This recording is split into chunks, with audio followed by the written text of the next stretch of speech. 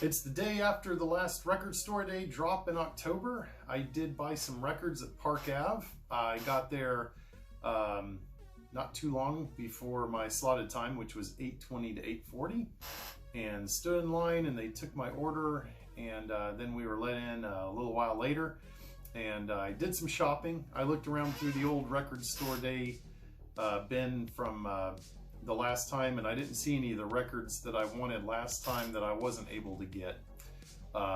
However, they did pull all of the records that I wanted this time. There were 7 of them, and I went through the used bins and I found 4. You could buy 4 and get 1 free. They were $5 each, so I bought 4 albums for $20 and got 1 free.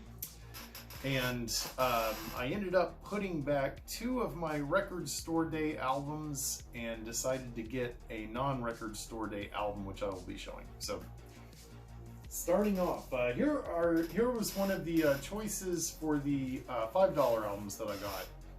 I was really surprised to see this in there. It's the first album by the French heavy metal band Trust.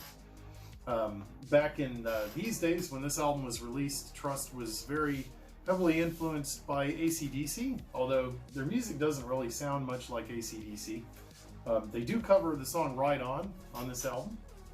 It's a really good cover. Interesting sounds, hard to describe. A little bit of new wave of British heavy metal, even though they were a French band.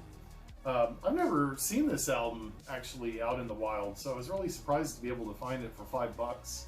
I haven't bought a Trust album in a while. The first one I ever bought was at Aces in Tampa, which specialized in heavy metal. So I cleaned this record up. It does have some residue on the surface of the disc. However, even after I cleaned it, the residue is still there. I'm not sure what it is, and you probably can't see it in the video, but I did not notice that it affects the sound quality at all. So for $5, that was a nice score. Another album that I picked up in the $5 bin, this was actually the record I picked up for free, and this is Danseparc by Martha and the Muffins. I think it might be the last album that they released. It's from 1982. I had never heard this copy or heard this record or owned a copy of it before. That's what the back looks like. Did not come with an inner sleeve. I put it in this rice paper lined sleeve, but it's just on the plain old RCA label. It's an American pressing, and it is fantastic. I've got 2 other Martha and the Muffins albums, and so far I like this one the best. So I played the Trust album and I played my Martha and the Muffins album. I haven't played any of my actual record store day purchases yet.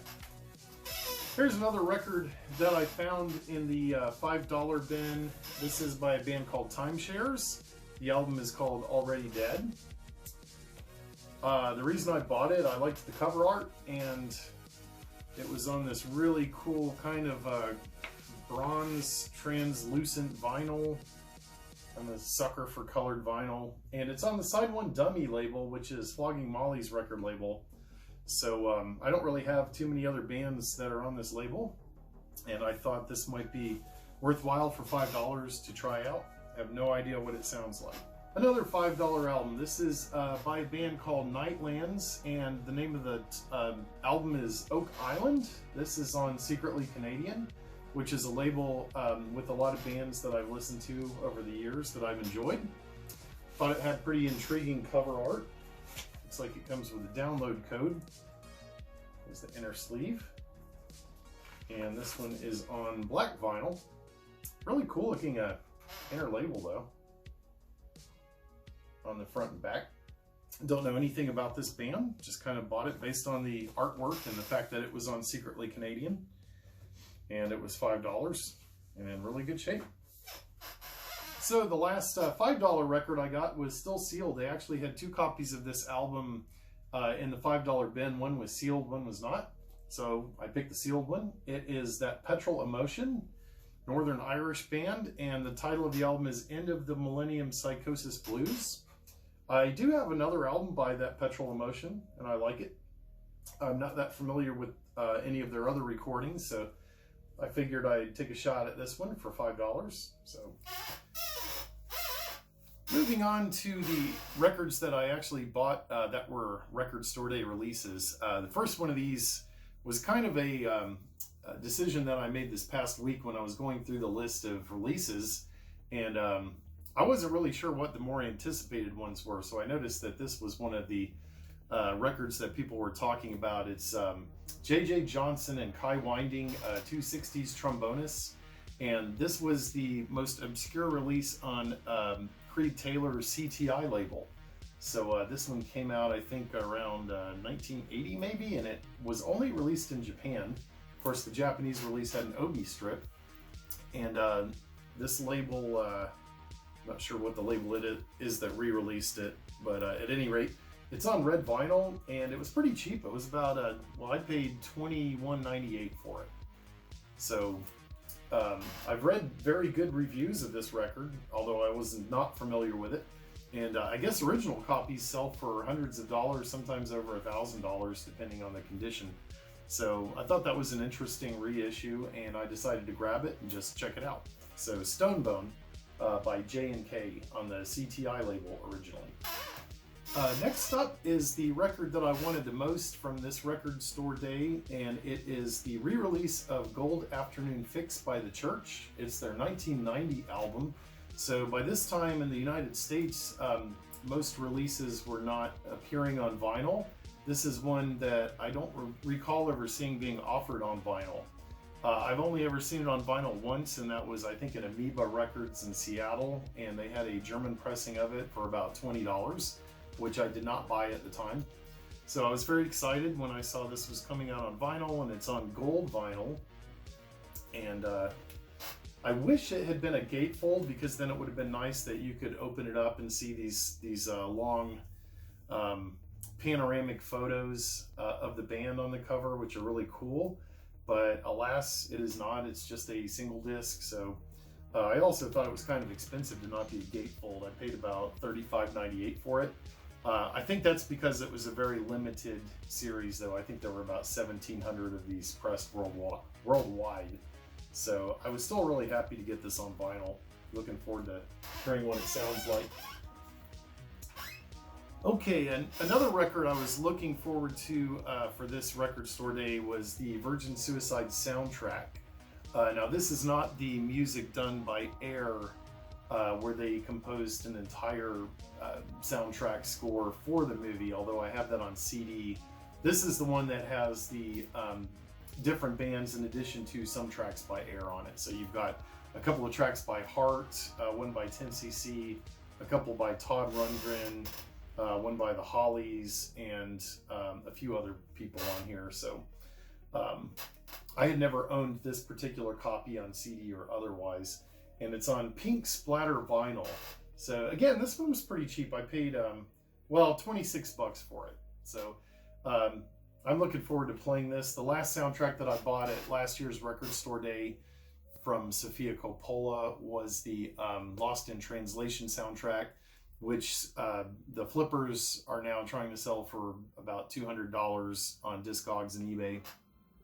They'll probably try to do the same thing with this once record store day, once these releases get out there. But I got my copy for $26. I don't usually buy singles during record store day. I tend to stick with albums. But I did buy this. This was the Modern English 12-inch single for I Melt With You. It has the album release and the single 7-inch single release, and a couple of other tracks on it. This artwork, I actually have a t-shirt with this on it, because Modern English was the last concert I saw before the COVID. So that was, I think, last fall. They played at Ferg's in St. Petersburg. Did a great job, by the way. And I knew that this was going to be coming out. Of course, it was supposed to come out this past April, and then it got delayed, and now I'm finally getting my hands on a copy. This was the last artwork done by the renowned British artist Vaughan Oliver, who designed the vast majority of 4AD covers in the 1980s and 90s. So he passed away, I think, earlier this year, or maybe last year, and this was the last artwork that appears on an album by him. So that was pretty neat. Okay, I was also really looking forward to this release. This is the Vitamin String Quartet performs Lana Del Rey. It's on pink vinyl. It has 12 tracks. It has Young and Beautiful, which already I think had a string arrangement in the original version.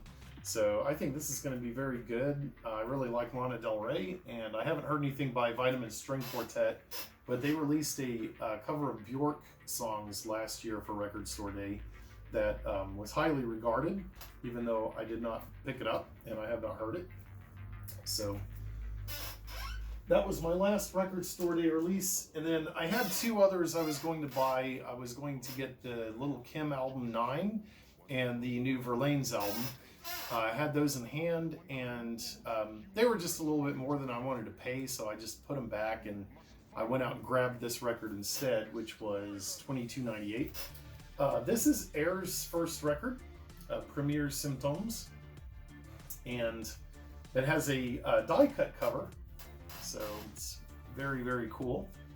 Don't know when this reissue came out, but I just happened to see it in the bin next to the Record Store Day releases. And I thought, you know, I should get that. I don't have any other Air on vinyl. I have it all on CD. And I really like this album a lot. So, pick that one up. Okay, and then to wrap things up, the Park Ave CDs was holding a poster for me. So last time I was there for Record Store Day, this poster was in the window. It was for the new Grimes album. And I asked them if they would save the poster, so they put my name on it, and I picked it up and brought it home with me. So, just to wrap things up, I hope everybody else had a good Record Store Day. I stayed within my budget. I'll be glad if next year's Record Store Day is a little bit, I guess, less expansive. If it's a single event, I think that would be nice. So I will be looking forward to it. So talk to you guys later.